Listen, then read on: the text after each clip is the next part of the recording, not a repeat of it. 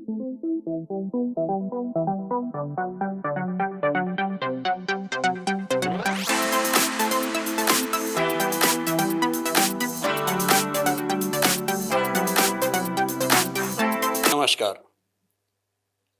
मैं Pandit Satish Sharma pink city Jaipur से international vastu academy के इस यूट्यूब चैनल पर आपका स्वागत है।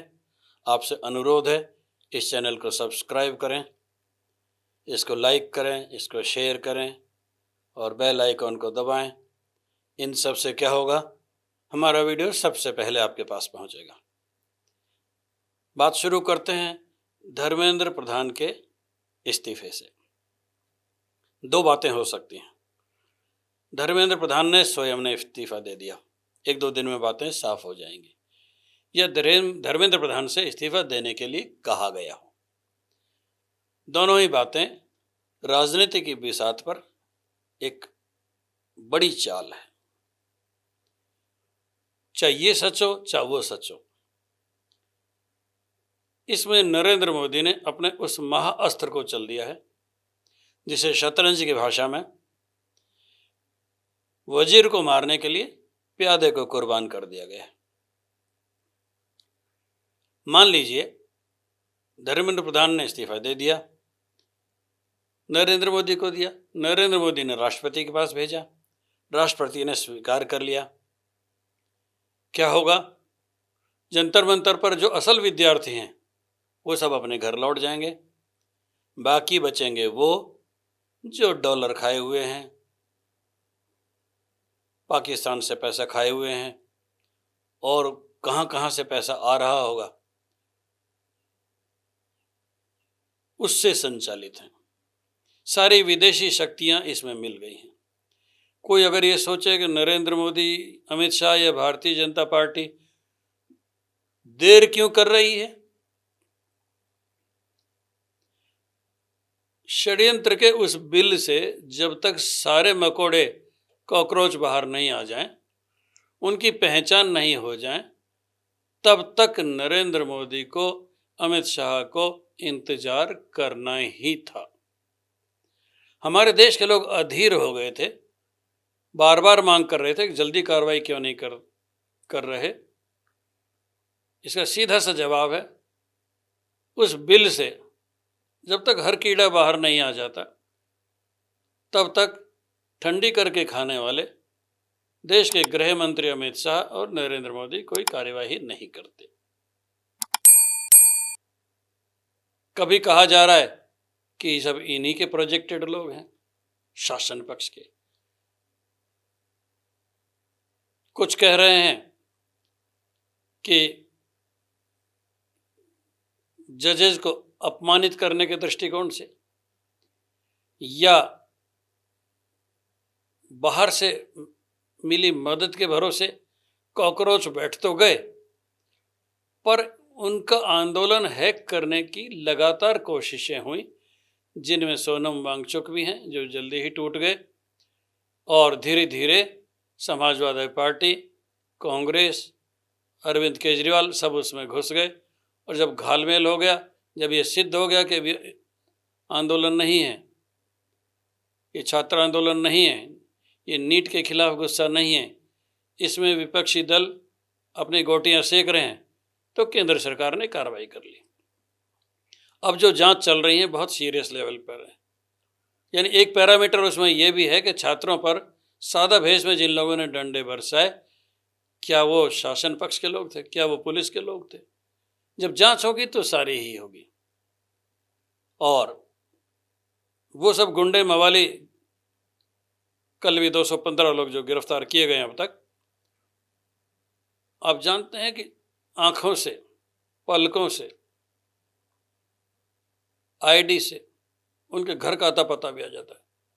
कुछ मामलों में घर वालों तक को नोटिस पहुंच गई, तुम्हारी संतानें ये कर रही हैं, सब कुछ सामने आ जाएगा। खैर, हम ये सब चर्चा ना करें, इस चर्चा के लिए बहुत सारे चैनल काम कर रहे हैं। मैं आपसे आगे की बात करना चाह रहा हूँ। नरेंद्र मोदी ने ऐसा कौन सा ब्रह्मास्त्र चला है जिसके कारण उन्होंने अपने एक प्यादे को कुर्बान कर दिया है? भारत के इतिहास के सबसे बड़े कुछ फैसलों में, सबसे बड़े कदमों में सबसे बड़ी योजनाओं में, सबसे बड़े कानूनों को पेश किए जाने की परिस्थितियां जब पार्लियामेंट में हैं,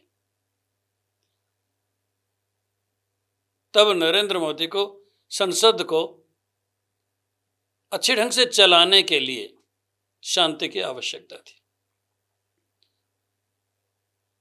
अगर एनजीओज के गला घोट देने के लिए जो कानून लाया जा रहा है, उसमें यहां तक प्रावधान है कि एनजीओ को जो फंड मिला है बाहर से, उसके खर्चे की ऑडिट करानी होगी। बल्कि एक कदम आगे बढ़कर केंद्र सरकार ने यहां तक एक प्रावधान जोड़ दिया कि एनजीओ किस किस सोशल मीडिया अकाउंट पर हैं, यह भी बताना पड़ेगा। अब इसमें मुल्ला, मौलवी, पादरी बड़े चिंतित हो गए हैं। विदेशी शक्तियां इस कानून को रोकने के लिए जुट गई हैं, जिसमें चर्च ऑफ इंग्लैंड और अमेरिका के लोग हैं। जो मतलब मजे की बात है, कैथोलिक्स और प्रोटेस्टेंट सब इसमें जुट गए हैं। क्यों? कि अगर बाहर से फंडिंग नहीं आएगी तो हिंदुस्तान में उन देशद्रोहियों को पैसा कैसे पहुंचाएंगे जो उनके निर्देश पर काम कर सकते हैं, जो थोड़े से पैसे के लालच में जयचंद बने बैठे हैं, राष्ट्र विरोध में उतर आए हैं, देश की संपत्तियों का नुकसान कर रहे हैं, धर्म परिवर्तन करवा रहे हैं और इतने बड़े देश में दीमक की तरह उसको खाए जा रहे हैं। कहना ना होगा कि देश के कुछ राजनीतिक बल संस्थागत रूप पर इसमें शामिल हैं। ये वीडियो केवल ये बात बताने के लिए कहा गया है कि संसद में अशांति फैलाने के सारे हथियार विपक्षी दलों के कुंद हो जाएं, उनके पास कोई बहाना नहीं रहे कि केवल धर्मेंद्र प्रधान के कारण महत्वपूर्ण 3-4 कानून, जिनमें एक संविधान संशोधन भी शामिल है, वो हो ही नहीं पाए। भारतीय जनता पार्टी और उसके सहयोगी दलों ने जब ये निश्चय कर लिया है कि हम 2/3 बहुमत के बहुत करीब हैं, दोनों सदनों में हम इसको पार ले जा सकते हैं, तो मेरा ये मानना है हमेशा की तरह कि अब भारतीय जनता पार्टी ऐसी परिस्थितियां उत्पन्न करेंगी कि विपक्षी दल अपनी हार देखते हुए संसद से बहिर्गमन कर जाएं और ये अपने कानूनों को पास करा लें। अगर बहिर्गमन ना भी करें तो इनकी बोलती बंद कर दी जाए और वो सब कानून संसद के दोनों सदनों से पास करा ले जाएं जो भारत का इतिहास बदल जाएंगे। अब अगर ये कानून पास कराने में केंद्र सरकार सफल हो गई तो न धर्मांतरण होगा और जो डिलिमिटेशन है, जिसमें 543 के बजाय 800-850 सांसद हो जाएंगे, वो कानून है, प्लस एनजीओज की कार्रवाइयों को रोकने के लिए, नियंत्रित करने के लिए जो कानून है, ऐसे 3-4 कानून जो भारत का इतिहास बदलने वाले हैं, भारत में विदेशी नागरिकों को आना बंद करने वाले हैं, जो बाहर से जो पैसा आ रहा है उसको बंद करने वाले हैं और संसद का आकार बहुत बड़ा कर देने वाले हैं। सरकार का निर्णय है कि सभी जगह 100 की जगह 150 सांसद हो जाए, 150% हो जाए, सब दलों को बराबर बढ़ोतरी मिले।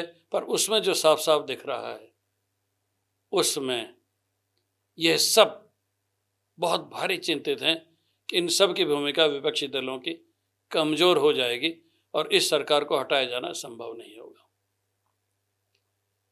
मित्रों, मैं साफ साफ देख रहा हूँ, धर्मेंद्र प्रधान का इस्तीफा तो एक बहाना है, पर थोड़े ही दिनों में संसद में आने वाले उन कानूनों का खजाना है जो देश की जनता, देश के हर व्यक्ति, राष्ट्र की समृद्धि और विदेशी शक्तियों के आतंक को खत्म करने का कारनामा है। नमस्कार।